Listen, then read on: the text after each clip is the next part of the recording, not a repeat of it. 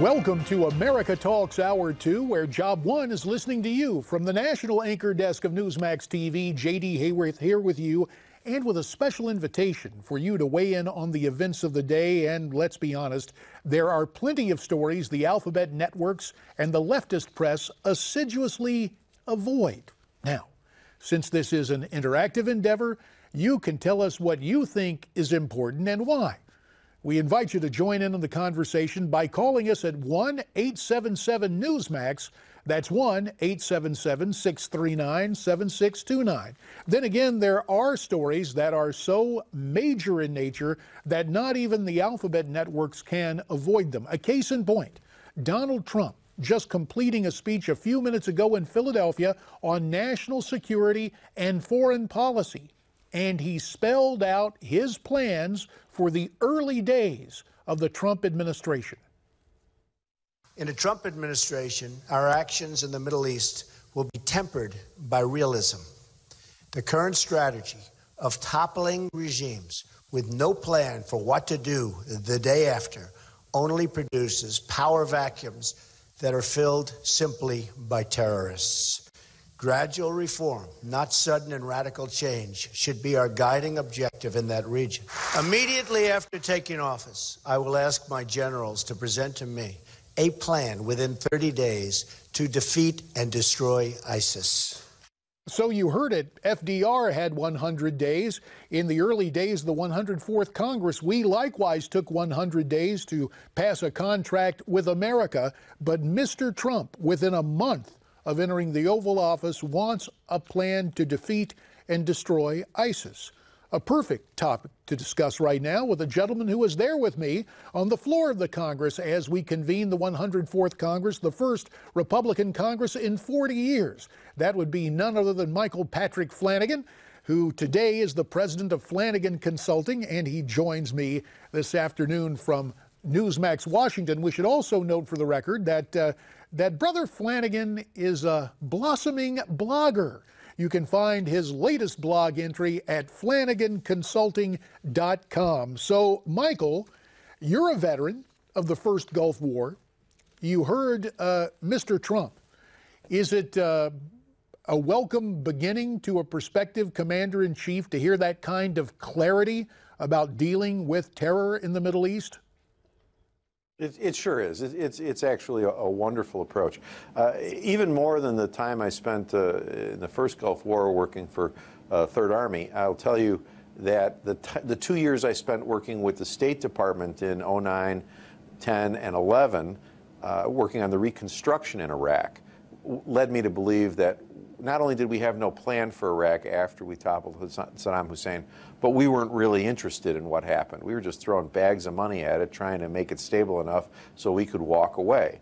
And that's, of course, what we did, is we just walked away from Iraq and left them to ISIS, the Iranians, the burgeoning Kurds and their separatist movement, and God knows what else is pulling that poor country apart when we left it in a very vulnerable position. We've done no good things for the Iraqi people in the last few years. And I'll tell you what, to have a plan where we're going to bring the Iraqis, the Syrians, the Jordanians, whomever it is, to the table and say, here's the changes we'd like to make over time, will require thoughtful assessment, will require not just input from them, but direction from them, and will actually get it done in a way that their people will like and approve of. This is helpful. This is a smart way to go about it. And yet the distinction Mr. Trump makes again in that speech in Philadelphia is that the United States will get out of nation building. Now, you talk about being supportive of people, but Michael, if you were to make a distinction between, quote, nation building and offering strong support to our allies, how would you make that distinction? Well, I think nation building in its classical sense is we're going to create a little Western democracy wherever we go, because what's good for us is good for everybody. And I think he's right. You can't build a nation. You have to build something in the norms, traditions, and cultures that you're dealing with. And if we don't bother to take the time to understand that, we wind up making staggering, colossal mistakes that wind up making enemies out of friends that we're going out of our way to try and get.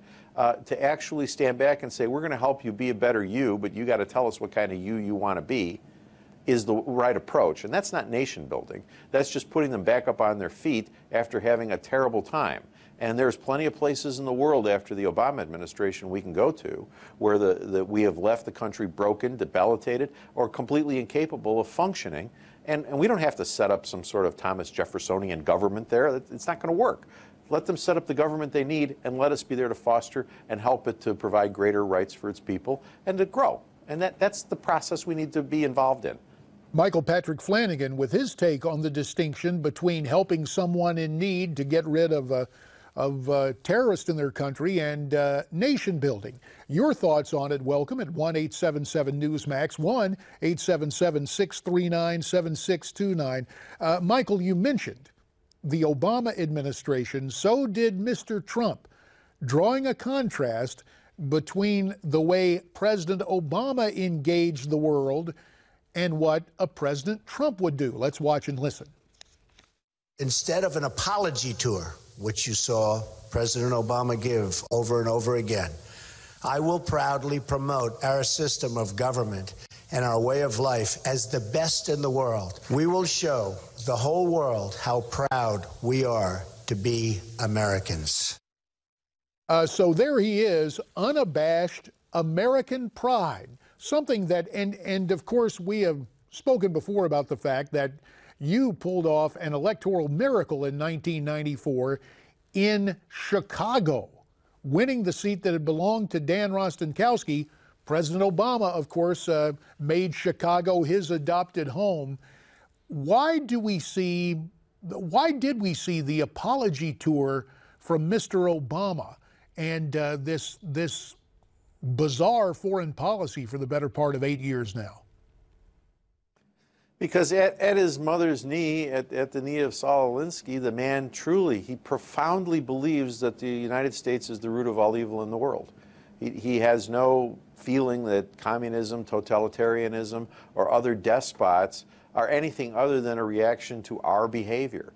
Even today, he said it again. He apologized again today, saying that, well, we realize our misdeeds in the world and we have things to do to work around it. When he's faced with any kind of resistance from overseas, his knee-jerk reaction is, well, we must have done something to earn that discord. You know, his behavior in China was unbelievable.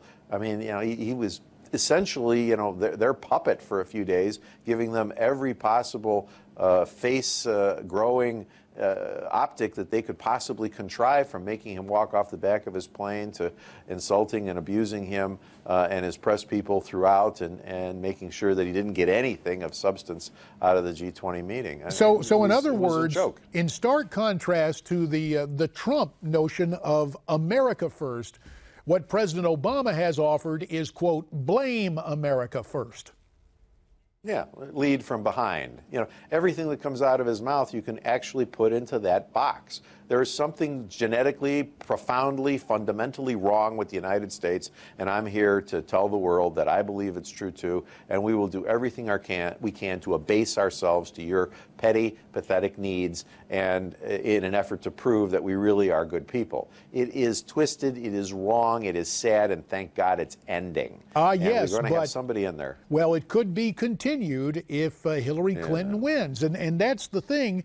Obviously, there has to be linkage in a campaign where we have seen the misdeeds and, in our opinion, the wrong-headed strategy of Mr. Obama. There is Donald Trump linking Mrs. Clinton to that foreign policy and, of course, rhetorically speaking, focusing in on her role. Here are his words from earlier today in Philadelphia. Unlike my opponent, my foreign policy will emphasize diplomacy, not destruction. Hillary Clinton's legacy in Iraq, Libya, Syria has produced only turmoil and suffering and death. So that's a pretty heavy bill of indictment, but I don't think there are many who at least listened to him today in Philadelphia who would quibble with those remarks. I agree. I think the Obama legacy in those three states and elsewhere is a train wreck, and there are train wrecks to come. In the Ukraine, that story is not told yet. It's coming, though. In the Baltic states, that story is not told yet, but it's coming. And we're going to be dealing with the Obama legacy for a decade to come from the seeds that have been planted while this amateur has clumsily and foolishly dissipated and wasted America power and America prestige overseas. You know, W, love him or hate him, left us in an erect position, standing tall, standing strong around the world where people could come to us and say, help us, help us. We're no longer in that spot. And when despots feel that they can thrive and people feel that there's nowhere out there that can help them, those despots are going to be successful. And whoever the next president is going to have an incredible amount of challenges because of the bad behavior and foolish squandering of American power by this administration. A couple of minutes remaining in this segment. We would be remiss if we did not include some more direct criticism of Mr. Trump from Mrs. Clinton, specifically Hillary's state of mind. Sometimes it seemed like there wasn't a country in the Middle East that Hillary Clinton didn't want to invade, intervene in, or topple. She's trigger happy and very unstable. Whether we like it or not, that's what's going on. And so he brings up the charge of unstable. Michael, we hear the same thing from Hillary. I don't know if that conflicting message about states of mind is going to be effective, or it's just something reflexively Mr. Trump has to offer. Your take on it? Hillary is a congenital liar. You have to start from that point. What she says, you can bet odds on are, is contrived or made up or is somehow just opposite the truth. Mr. Trump has much higher ratings for truthfulness or honesty or forthrightness. So when the two compare each other in fighting like that, I think Trump wins that argument, whether he's telling the truth, whether she's telling the truth or not.